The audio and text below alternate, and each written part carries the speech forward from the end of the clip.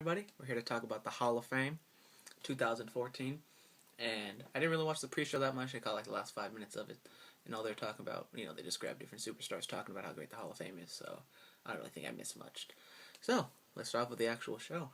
They started off with some video packages, talk about the careers and stuff, pictures, videos, stuff like that.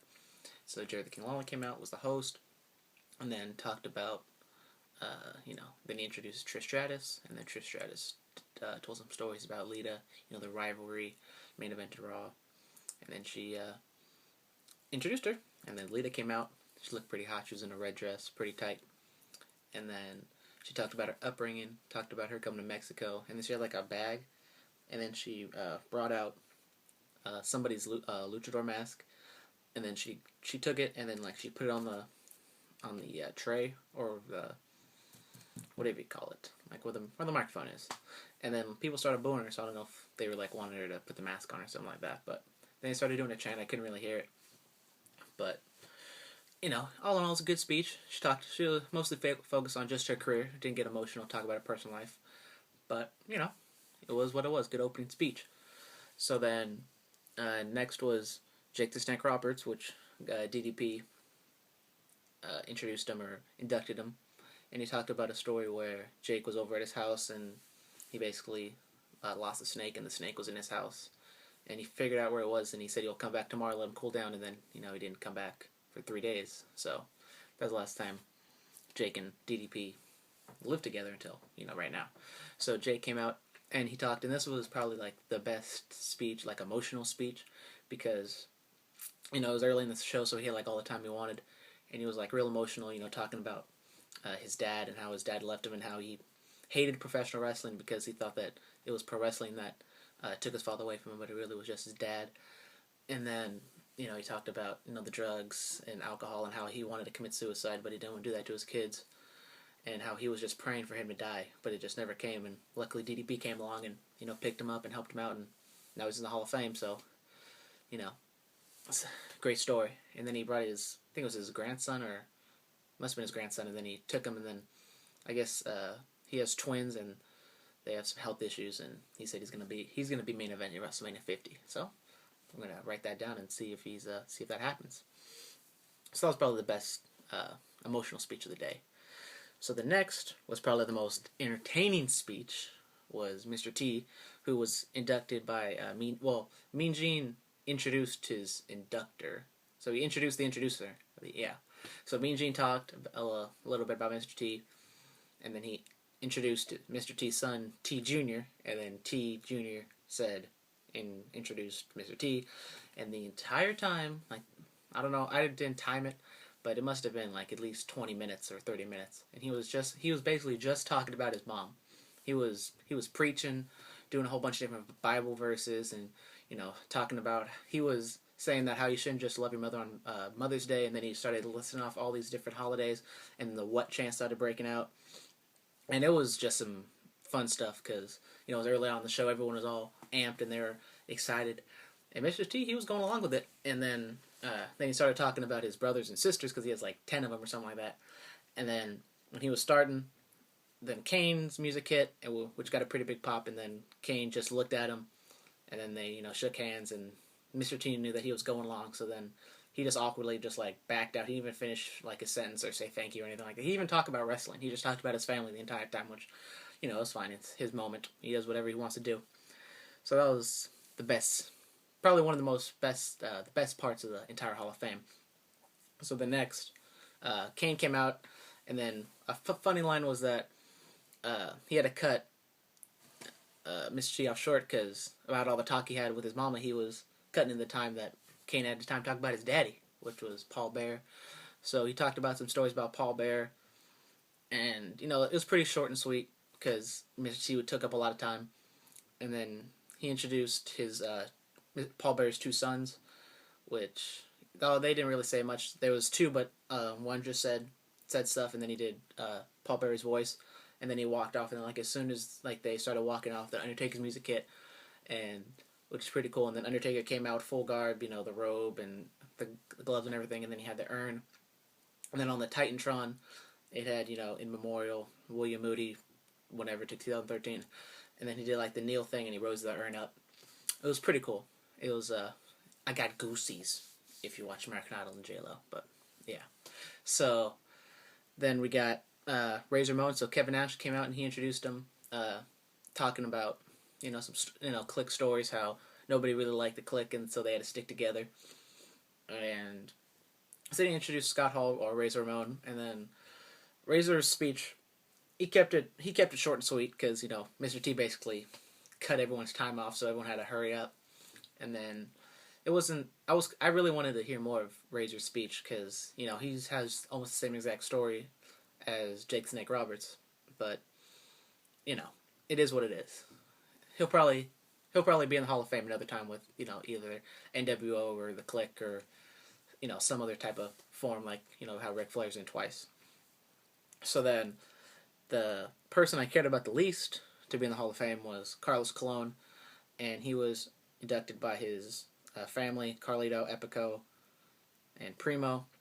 And Carlito got a pretty nice pop, and they were cheering for Carlito. And then Carlito makes some jokes about how he's used to wrestling in bingo halls and high school gyms, and now he's in front of these 10,000 people. And then he was talking about how he is like the buffer between Razor Ramon and Ultimate Warrior, and how his time got cut, so he's like he never left, which is pretty funny. And then Primo and Epico talked a little bit, and then Carlos Colon came out, and then there was no audible like Bruiser Brody chants or anything like that. So he talked a little bit. He isn't the best English speaker, so it was a lot of broken English that he talked about. Just thanking family and just simple stuff. And then most of his speech was in Spanish, which I know I'm dark, but I don't speak any. I took 3 years of Spanish and just one ear out the other, so I just wasn't able to pay attention. But yep, that's what happened with him.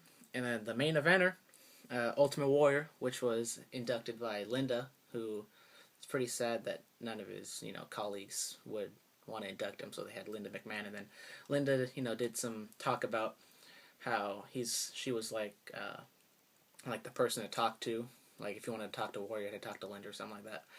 And then Warrior would call her and he'd be like fuming mad, and she would just like put the phone on speaker and just walk away and do some stuff, and he just still keep on talking and talking and talking, which is kind of like how his speech went.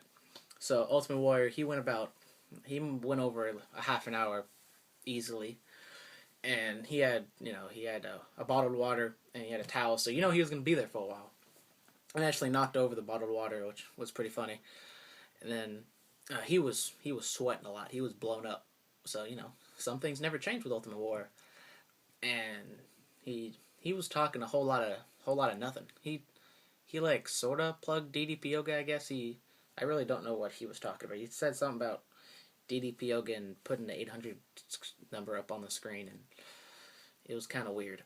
So Warrior was talking a whole lot of nothing. He was doing because he's an inspirational speaker now, so he was talking about how you can be what you want to be or stuff like that, and how pro athletes want to be pro wrestlers, but pro wrestlers don't dress up like pro athletes. And he there was a lot of digs in his speech, but he didn't like name anybody off by name. So, and then he talked about the DVD, the Self-Destruction of Ultimate Warrior. He talked about that, how he didn't like it, he hated it, but I thought it was gonna get pretty ugly. I thought I kind of want Kane to come out and cut off Warrior, but I have a feeling that wouldn't happen. That would have been a sight to see. So he, like the people it looked like the wrestlers on the floor, they didn't really care. There were a lot of empty seats, and he shot it. I didn't really know how he did it, but he like shouted out Ted DiBiase, which Ted DiBiase is very vocal, and he said he doesn't think that Ultimate Warrior should be in the Hall of Fame. And so when he said something to DiBiase, he like just put his hand up and was like, oh, okay. He didn't stand up or anything like that, so it was pretty funny. And they towards the end they like shot to a bunch of different new guys, because he was talking about something how like the new guys, like the writing's on the wall, you're just gonna come and go, which it's harsh reality, but I don't think you want to say that. So then they shot to one of the Usos. I don't know which one it was, but he was yawning, and then they quickly cut away to that, which was pretty funny.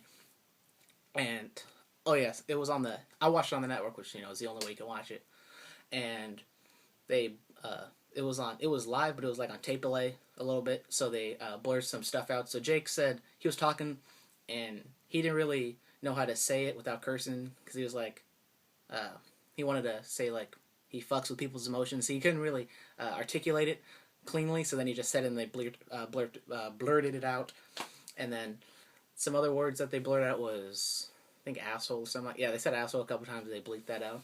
And then, which was pretty funny, is he was talking Warriors early on in his speech. He was talking about coming to WWF, and they bleeped the F out, and he caught himself, and then he went in some like tirade about how they got their ass beat by the World Wildlife Fund, and it actually got the pretty good pop when he said WWF, and he was like, I want to get the F and F back in, something like that, and then that got a yes chant, and then another yes chant happened when Warrior said like no about something, I don't know. He was rambling. He was in true Warrior form. And so overall it was a pretty good show. I watched, on the network. There was no real main issues there. There was some like not real streaming issues, but the quality kind of dipped in and out a little bit for Lita's speech, where like it'd be in high definition, they go a little fuzzy, and it'd go back on. But besides that, it was clean throughout the entire time until the Ultimate Warrior speech came on. And then it kind of, it's like froze for a little bit. And then like I like paused it and put it on play, and then I fast forwarded it. And then it was fine. So just those two main hiccups. So it was about like, Warrior was at like that 3 hour mark. So that would have been like during the main event, during WrestleMania, if that's going to be like a glitch or something. And I don't think there's going to be, that was probably like half as many people that be watching the Hall of Fame. At least, maybe even less than that are going to watch WrestleMania on the WWE Network. So it wasn't the cleanest of streams, but, it was fine for what it was.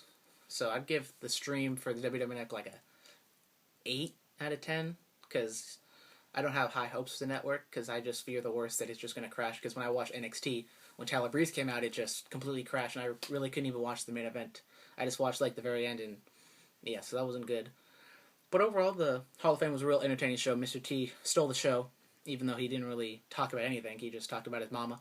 But it was a good, fun show to watch. So if you don't have the network, if you don't have the network, you gotta buy the network, or you gotta buy the WrestleMania 30 DVD when it comes out. Because Mr. T's speech alone is worth the $9.99 or however much the DVD is gonna cost. Because Jake Roberts, Mr. T, and Lita's speech was good. And Ultimate Warrior speech you can skip. It was like a whole lot of babbling. It was kind of a lot of eye rolling. So, that's it. So hopefully next year at San Jose, this guy, well, he's not going to be there, but hopefully he gets inducted next year, and I'll be there. So, thank you guys for watching, and WrestleMania's tomorrow. Can't wait. Comment, subscribe, all that good fun stuff.